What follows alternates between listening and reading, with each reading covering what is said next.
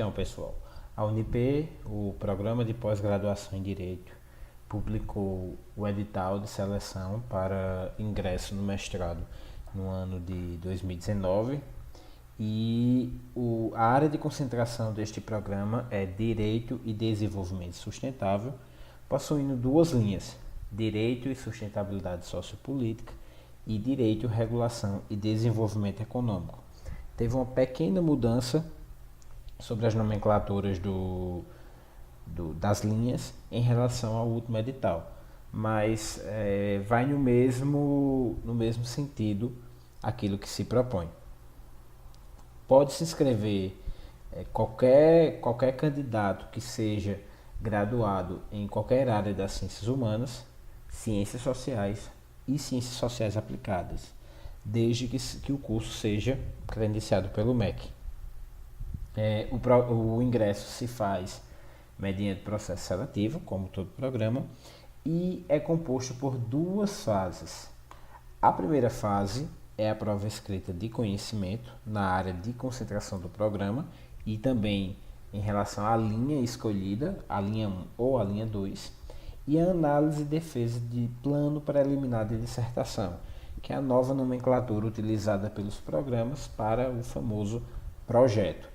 Esse plano preliminar de dissertação ele é apresentado em um prazo fixado pelo edital só para os candidatos que foram aprovados na prova escrita.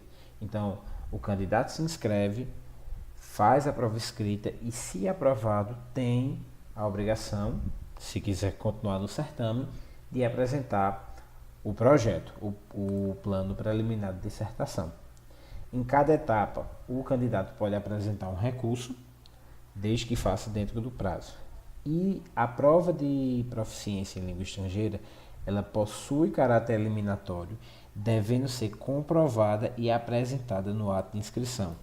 Então, todos os candidatos deverão, no ato de inscrição, entregar a proficiência em língua estrangeira. A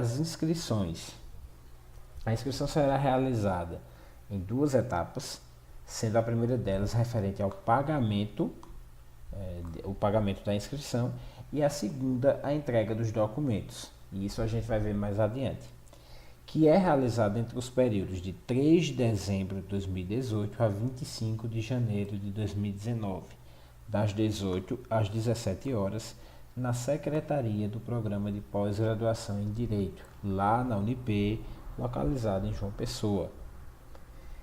A segunda etapa de inscrição, o candidato deve indicar a linha de pesquisa que foi escolhida e apresentar também todos os documentos que vamos repassar mais adiante, certo? A segunda etapa, ela pode ser efetuada também por procurador ou por via postal.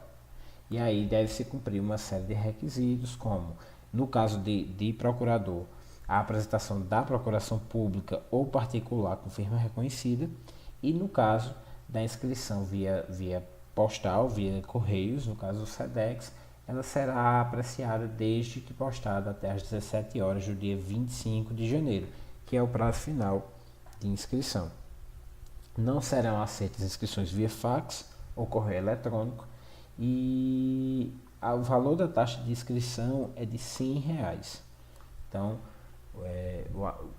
lembrando desta primeira etapa, que é o pagamento e depois a entrega dos documentos. No próprio site da instituição é possível retirar o boleto para pagamento e a divulgação a homologação das inscrições será realizada no dia 29 de janeiro de 2019.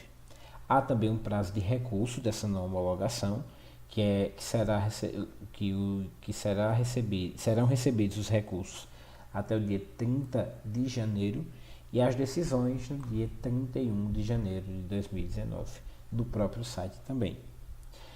Sobre as documentações exigidas. No ato da inscrição, deve-se ter em mãos os seguintes documentos: o requerimento de inscrição devidamente preenchido, o comprovante de pagamento com taxa de inscrição de R$100, no valor de R$100, duas fotografias recentes 3x4, comprovante de residência atualizado. Geralmente, quando se fala em comprovante de residência atualizado, se refere aos últimos 3 meses. Cópia da carteira de identidade, do CPF e do título de eleitor com comprovante de quitação com a Justiça Eleitoral. Esse comprovante tanto pode ser aqueles dois recibos que são entregues após a eleição, mas também no site do TRE, seja qual for o seu estado, é possível retirar automaticamente essa certidão, só preencher as informações. Próximo documento, a cópia do histórico escolar e do diploma de conclusão do curso de graduação em Direito ou em outro curso das áreas das ciências sociais aplicadas ou ciências humanas. Então, eles requerem que você apresente também não só o diploma, mas também o histórico. O currículo acadêmico impresso na plataforma Lattes do CNPq, atualizado até o mês da inscrição. Então, lembrando, o currículo Lattes ele deve estar com todas as informações em dia. Se a inscrição acaba no mês de janeiro, ele deve ter sido atualizado até o mês de janeiro.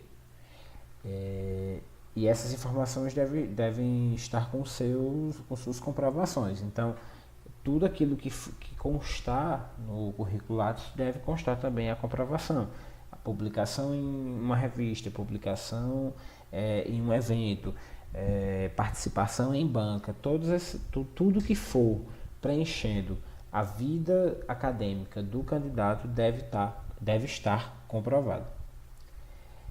Cópia do comprovante de proficiência estrangeira em inglês, francês ou espanhol. Isso aqui é importante. São as 3 línguas que eles permitem, então não é conveniente levar de uma outra língua. Com nota no mínimo 7 ou a especificação de nível intermediário ou equivalente. Então, nível intermediário para cima e a nota mínima 7 são suficientes para a comprovação de proficiência. Serão aceitos certificados de conhecimento intermediário ou avançado nos idiomas assinalados, emitidos pelo Departamento de Línguas Estrangeiras Modernas da Universidade Federal da Paraíba ou equivalente de outra instituição pública de ensino superior congênere. Então, qualquer outra universidade federal ou instituto federal também, ou IFPB, IFRN, IFPE e as universidades federais que emitirem os seus certificados de proficiência terão validade para fins de inscrição na Unip. Serão aceitos também o DELE, que é o Diploma de Espanhol como Língua Estrangeira para o espanhol, nível B2, para o inglês o TOEFL, o FCE, o IELTS e o CEA, em qualquer nível. Então, qualquer um desses serão aceitos. CAE, perdão. Para o francês, serão aceitos o DELF e o DALF. O DELF para nível B1 e o DALF para qualquer nível. Os candidatos que não possuírem os certificados solicitados nos itens acima poderão comprovar o conhecimento de uma das línguas estrangeiras através de certificado de capacidade de leitura e compreensão de textos emitidos pelo IASG Tambaú, em inglês e espanhol, em datas a serem obtidas diretamente junto ao IASG Tambaú. Então, no caso, será só para o IASG de João Pessoa, no bairro do Tambaú, não será em qualquer IASG e deve ter sido algum convênio estabelecido com a universidade, com a Unip, com o IASG, para que haja essa prova de capacidade de leitura e compreensão de textos. Então, eles aceitarão também, desde que seja especificamente dessa escola de línguas. A proficiência em língua estrangeira tem validade por um período de 5 anos. Então, de 5 anos para trás, eles ainda não aceitam a proficiência, mas 6 anos, mais de 5 anos em diante, não tem mais validade essa proficiência. Os candidatos deverão apresentar no ato da matrícula as vias originais dos documentos acima indicados para comprovação de autenticidade. Isso aí é mais adiante, quando for aprovado, que o candidato deve levar as vias originais para comprovação. em relação ao plano preliminar de dissertação, que isso é feito posteriormente quando for aprovado da primeira fase. O plano preliminar de dissertação, ele segue a estrutura dos últimos anos, com introdução, problema, hipótese, objetivos, geral e específico, justificativa, fundamentação teórica, metodologia, cronograma e referências. É o projeto bem básico, bem base, na realidade, que vem sendo exigido pela maioria das universidades. Deve seguir as normas da ABNT, deve ter um máximo de 15 páginas da introdução ao cronograma em fonte 12, papel A4 e espaçamento 1,5, a não ser quando for citação. Quando for citação direta longa, então ele é tamanho 10, recuado e o espaço simples. Mas fora isso, os casos eles devem cumprir a ABNT normalmente. Deve ser enviado para a Unip 3 vias encadernadas do projeto e uma cópia em arquivo eletrônico, seja CD ou pendrive, e deve estar vinculado à linha de pesquisa escolhida. Isso entre os dias 14 e 15 de fevereiro. Isso, a entrega deve ser realizada nesta data. As 3 vias, elas somente serão aceitas pela secretaria mediante declaração por escrito do candidato de que o conteúdo é de sua autoria e que não possui reprodução total ou parcial de outros autores. O que é que quer dizer com isso? Plágio. Nos casos de plágio, o aluno vai ser eliminado do processo seletivo. Não é que haja proibição de colocação das ideias de um outro autor, desde que eles sejam referenciados. Quando for falar de algum trecho de um outro autor, deve-se dizer quem foi o autor, em que ano ele disse, em que página aquilo está escrito. E é importante ser muito cuidadoso, porque a Unip é extremamente criteriosa com as questões de plágio. Os candidatos que depositarem e não vislumbrarem os requisitos até então apresentados, receberão nota 0 e estarão eliminados do certame.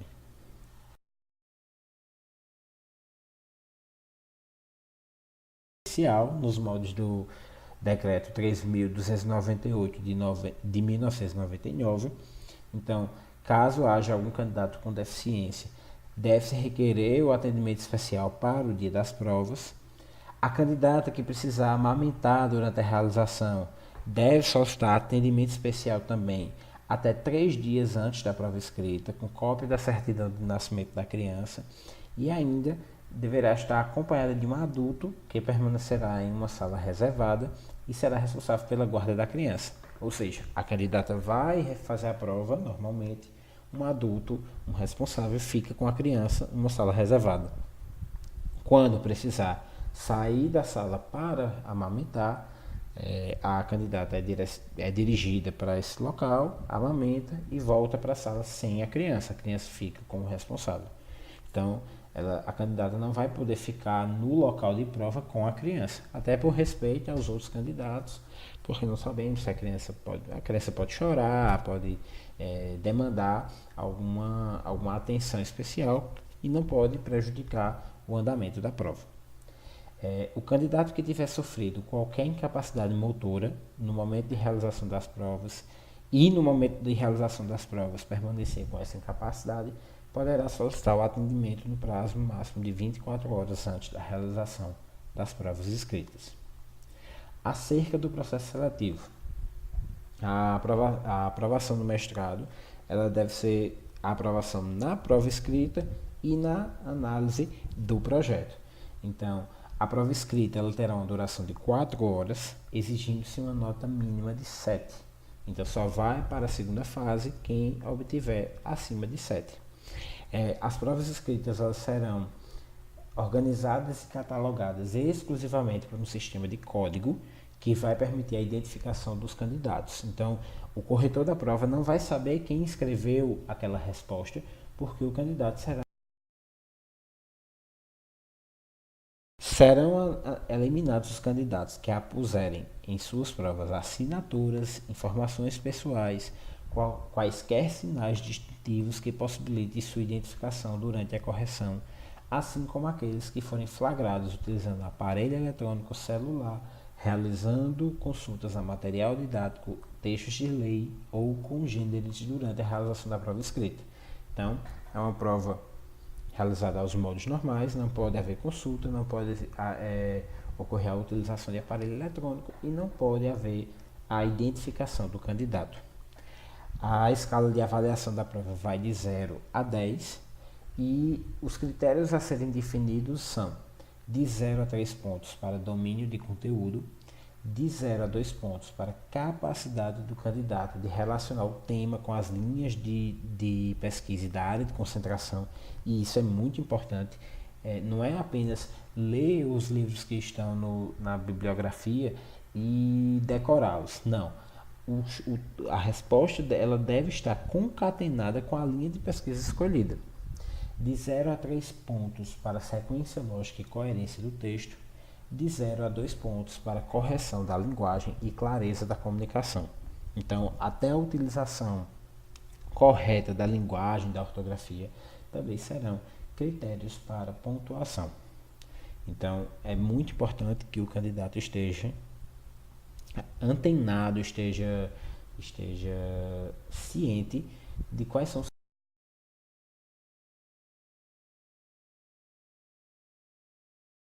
e a defesa dos mesmos pelos candidatos terá também caráter eliminatório e classificatório, exigindo-se igualmente a nota mínima 7. Então, o candidato vai apresentar o projeto, posteriormente vai apresentar esse projeto para uma banca, geralmente 3 pessoas, e também existem critérios para essa apresentação. Então, de 0 a 2 pontos é a delimitação do tema. De 0 a 2 pontos para os objetivos geral e específico. De 0 a 1 ponto para o problema e a hipótese. De 0 a 1 ponto para a justificativa. De 0 a 3 pontos para a fundamentação teórica e de 0 a 1 ponto para procedimentos metodológicos. É interessante que o aluno também esteja ciente de quais são estes critérios, até para a hora da confecção do projeto e também de elaboração da sua entrevista. O horário das entrevistas será divulgado posteriormente, devendo cada candidato estar presente com um pouco de tempo de antecedência do horário pré-agendado, porque alguns esclarecimentos, a arguição será realizada pela banca. A prova escrita será realizada no dia 1º de fevereiro de 2019, de 8 da manhã ao meio-dia. E também os resultados serão divulgados no dia o resultado será divulgado no dia 5 de fevereiro de 2019, às 10 horas da manhã, com recurso entre 6 de fevereiro de 8 ao meio-dia, sendo divulgado no dia 7 de fevereiro de 2019. As defesas dos projetos serão entre os dias 21 e 22 de fevereiro, a partir das 8 horas, na sala do Unip, conforme o agendamento publicado no site do programa. E o resultado da análise desses projetos sairá no dia 26 de fevereiro, até às 18 horas. Os recursos devem ser encaminhados até o dia 27 de fevereiro e o resultado sairá no dia 28 de fevereiro. Da classificação e aprovação. Conforme já anteriormente falamos, os candidatos que tiverem nota inferior a 7 serão eliminados tanto na prova escrita como na entrevista, na arguição, como também se não comparecerem a qualquer uma das etapas. A nota final dos candidatos consistirá na média aritmética das notas obtidas, então soma a nota da prova escrita, soma a nota da arguição e faz a média dessas notas e essa será a nota final do candidato. serão oferecidas 24 vagas, sendo 12 para a linha 1 e 12 para a linha 2. Em caso de empate, os critérios de desempate são: primeiro, a maior nota na prova escrita. Se persistir o empate, a maior nota da análise e defesa do plano preliminar de dissertação. Caso persista o empate, a maior nota na proficiência em língua estrangeira. E, se ainda assim persistir o empate, a idade será o critério de desempate.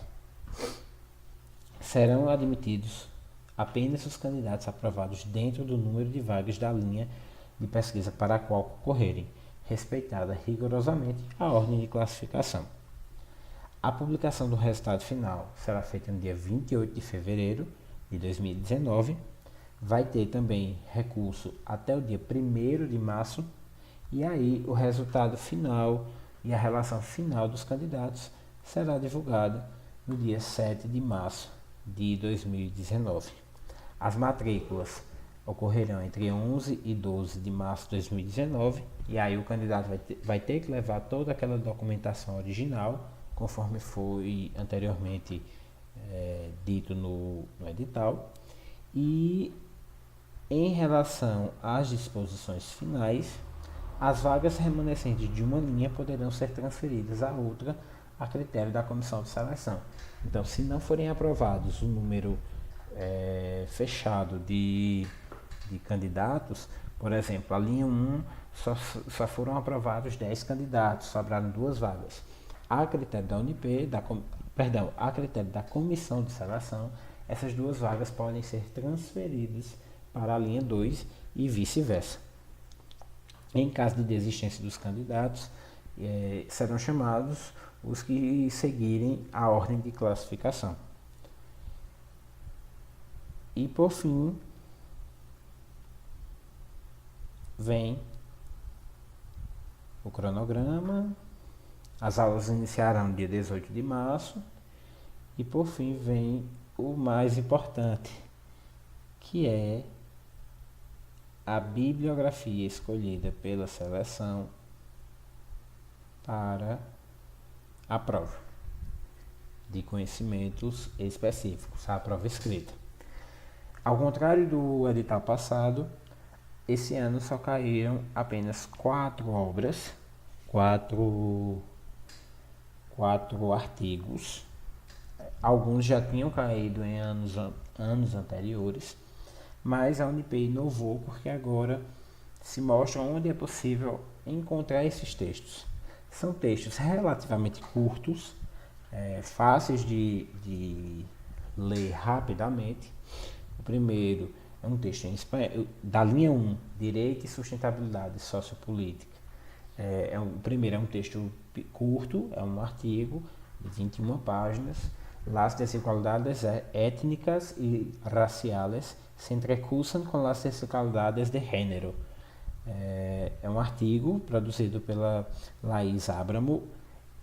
O segundo texto é um texto sobre desenvolvimento econômico e liberdade de trabalho no contexto dos direitos humanos, de Marco Antônio César Villatori e de Naura Godinho Gomes. O terceiro texto é da professora Maria Luísa Alencar Feitosa, que é uma professora que trabalha muito com essa questão de desenvolvimento, de noções de desenvolvimento. Então, o título do texto é Direito Econômico do Desenvolvimento e Direito Humano ao Desenvolvimento, e é uma professora que trabalha muito com isso, da diferença do direito do desenvolvimento e direito ao desenvolvimento. E, por fim, o último texto é do Elimar Pinheiro do Nascimento, Trajetória da Sustentabilidade, do ambiental ao social, do social ao econômico.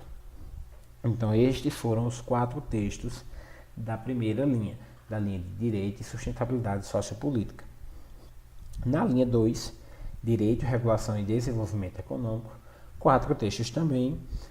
2 dos textos também estão presentes na linha 1, que é o da professora Maria Luísa e de Elimar Pinheiro do Nascimento. Então, estes eu já não farei mais comentários, porque já foram feitos, mas os outros 2 textos é o do Paulo Márcio Cruz e do Gabriel Real Ferrer, direito, sustentabilidade e a premissa tecnológica como ampliação de seus fundamentos.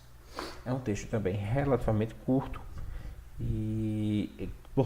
porque é um artigo e pode ser encontrado na plataforma do Cielo.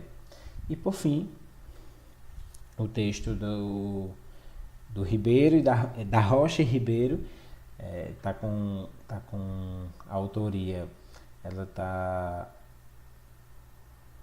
em siglas: a importância do sistema de justiça para o desenvolvimento econômico. É também um textinho curto, 31 páginas em média, e foram estes os 4 textos da linha 2 da Unip. Então, fica o Desvendando o Edital de hoje finalizado, não é? Está relativamente tranquila a primeira fase, não são muitos textos e tem um tempo razoável de preparação. Inclusive, o módulo acadêmico está com cronograma pós-edital para as 2 linhas, e esse